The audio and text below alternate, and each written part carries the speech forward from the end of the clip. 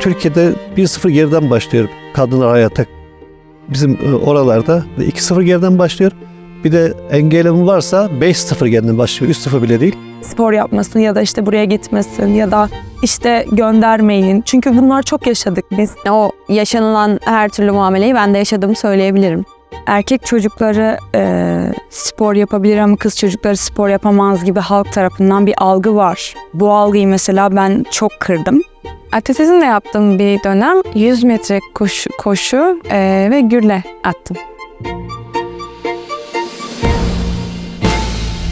2006 yılından itibaren görme engelliler beden eğitimi öğretmeniyim. İlk gittiğimde görme engellilerin hakkında da hiçbir bilgim yoktu.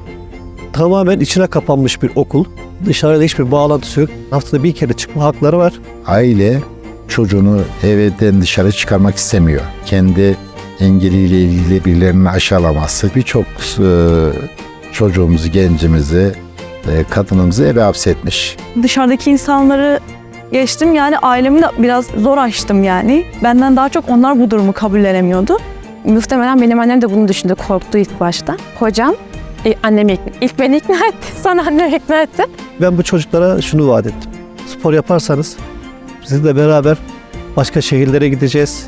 Başka insanlarla tanışacaksınız. Böyle olunca çocuklar, hocam bana bir spor bulun. Bana bir spor bulun. Gittim uğraştım. Bütün hepsini havuza götürdüm. Her görme engelli bir şekilde sporla tanıştırdım. Bu çocuğu işte spora kanalize ettiğiniz zaman kendine özgüveni oluyor. Kendi ayaklarının üzerinde duruyor. O kadar çok şeylerle mücadele ettik ki hafta sonları çalıştırmak istiyoruz, okul dışına çıkartmak istiyoruz, sorun çıkarıyorlar. Paralimpik dediğiniz şeyleri okullar kapalıyken yapsanız olmaz mı diye bir yazı yazmışlar. Ondan sonra da bizim izleyen onaylamamıştır. Yani orta çağ yaşıyoruz bu konuda. Daha görme engelliler okuluna gitmeden beden eğitim dersinde handbol oynanıyordu. Ne yapmam gerektiğini sordum hocaya. Oturmamı istedi. Ben de tamam deyip 2,5 yıl oturdum. Yakın zamanda bir arkadaşımın yaşadığı bir olay var. Bir konuda yardım istemek için gittikleri bir yerde görme engelli olduklarını belirttiklerinde şöyle bir tepki almışlar. Ama sen yürüyebiliyorsun. Birçok derece elde ettiğimde o hocamın anneme ulaşıp beni tebrik etmek istediğini duydum yani. Ben de arayıp kendisine teşekkür ettim. Cesur olmanız gerekiyor. Yani bütün kurallara uyarsanız, bütün şeyler hiçbir şey yapamazsınız. Biz bunların hepsini göze alarak yani cesaretle götürdük. Ve çocuklar da bunların farkında olduklarından müthiş bir güven duygusu gelişti onlarda. En önemlisi dokunabilmek. Yani birebir görüşüp dokunabilmek.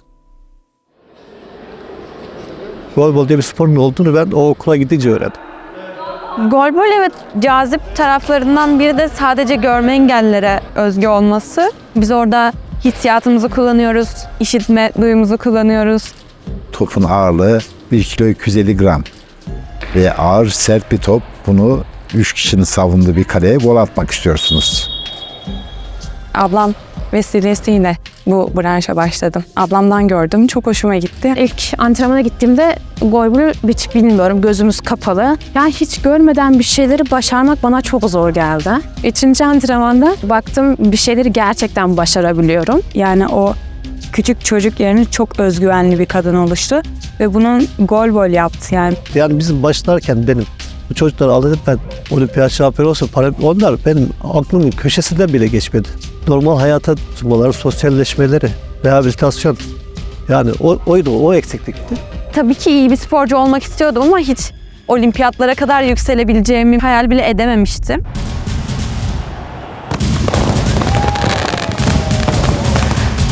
...2016 sürecinde biz takımlara neredeyse teknik atarak şampiyon olduk. Biz bunun için geldik. İlk defa katıldık Paralimpiklere ve şampiyon olduk. Her şeyin ciddiyetine varıyoruz. Bu ciddiyet altında şampiyonluklar gelebiliyor. Şampiyon olmak evet ama onu sürekli de böyle devam ettirmek gerçekten çok zor. Sürekli 12 ay boyunca her ayın 20-25 günü kamp, 4-5 gün izin.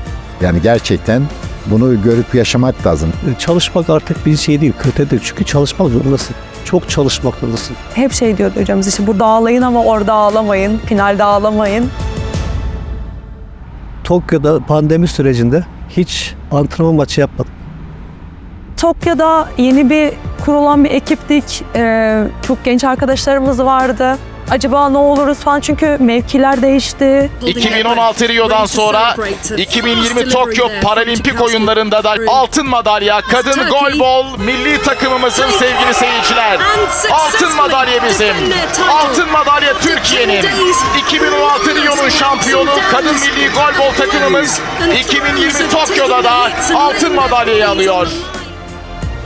Tokyo benim için ilkti. Gerçekten ilkin yeri bambaşkadır. Artık her İstiklal Marşı okuduğumuzda aklımıza bizim o Tokyo'da kürsüdeyken okuduğumuz an geliyor. Yani benim için öyle en azından.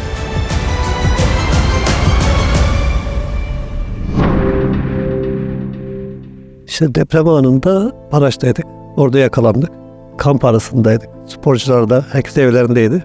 Tabii o anda spormuş, golbolmuş hiçbir şey kimsenin umurunda değil. Memleket çökmüş. O insanların telaşı çok korkutucuydu. Yani Çocukları, sporcuları hemen çıkarttık deprem bölgesinde. Yakın zamanda da şey vardı, dünya şampiyonası vardı gençler. Tarihimizde gençlerde de dünya şampiyonluğumuz yok. Çocuklarla oturdum, konuştum. Depremzede olarak Brezilya'ya gittik. Çok karışık duygular içerisinde oynadık maçlarımızı. Vem pro lançamento. Pode ser o último lançamento. É o último lançamento da Flamengo. Gol!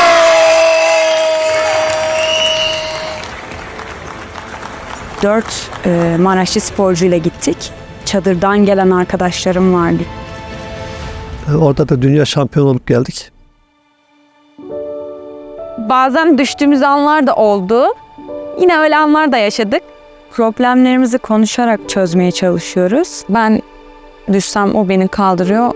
O düşse ben onu kaldırıyorum. Biz kendi potansiyelimizi biliyoruz aslında. Hani en iyi oyunumuzun ne olduğunu biliyoruz. Bir süreden sonra maçın kırıldığını anlıyoruz. Yani o şey insanın içinde oluyor, hissediyorsun. Biz güçlü bir takımız. Hepimizin farklı farklı özellikleri var. Her golden sonra böyle bir sevincim var. Son Avrupa ve son dünya şampiyonu olarak, son olimpiyat şampiyonu olarak gittik biz Paris 2024 olimpiyatlarına. Ve bitiyor! Ve bitiyor! Paralimpik oyunlarında Türkiye şampiyon oluyor. Üst üste 3. şampiyonluğumuz. Önce Rio'da, sonra Japonya'da, şimdi de Paris'te şampiyon Türkiye oluyor. Kadınlarda, golbolda müthiş bir sevinç yaşıyoruz sevgili seyirciler. Görme Engelliler Okulu'na gittiğim ilk gün ben sürekli ağlıyorum, oraya gitmek istemiyorum. İstiklal Marşı okunuyor ve ben hala ağlıyorum böyle İstiklal Marşı okunurken. Olimpiyat şampiyonu olduğumuzda İstiklal Marşı okunurken işte o gün geldi aklıma ve o zaman vatan ve millet duygusuyla ağladım. Türkiye'ye döndüğümüzde o insanların coşkusu, sevgisi, evet ben bir şeyleri gerçekten başarmışım dedim. Takım halinde şampiyon olan, 3 kez üstte şampiyon olan Paralimpiklerde tek ülke. Biz burada ülkemizde çok tanınmıyoruz. Yurt dışına adımızı attığımız andan itibaren bütün takıma inanılmaz bir ilgi var. Biz mesela şeyle tanıştık takım olarak. Andrea Bocelli ile takip ediyormuş. Konsere davet etti bizi. Dünya üstünde bir star. İnsanlar hani bizle iletişim kurmaya başladılar. Benim de çocuğum hani sizin gibi spor yapsın istiyorum. Bunun için ne yapabilirim? Onlara diyebileceğim şey gerçekten bir şeyleri başarmak istiyorlarsa hayal kurdukları şeyi hayatlarının birinci noktalarına koymaları gerekiyor. Özgüvenli insan her zaman doğru yapar diye bir şey yok. Ama doğru yapacaksan da yanlışlar da yapacaksın mutlaka. Spor benim hayatıma yani çok şey kattı. Vücudunuzun bir şeyler başarabildiğini görmek bile insana o yeterlilik hissi bile çok mutlu ediyor. Çok zorlandığım dönemler oldu ama asla pes etmedim. Her zaman istediğimi yapana kadar çalışan bir insanım. Öyle olmalarını istiyorum onların da. Her zaman şunu söylüyorum. Hiçbir şey engel değildir hayatınızda. Her zaman zorluklarla mücadele etsinler ve spor yapsınlar.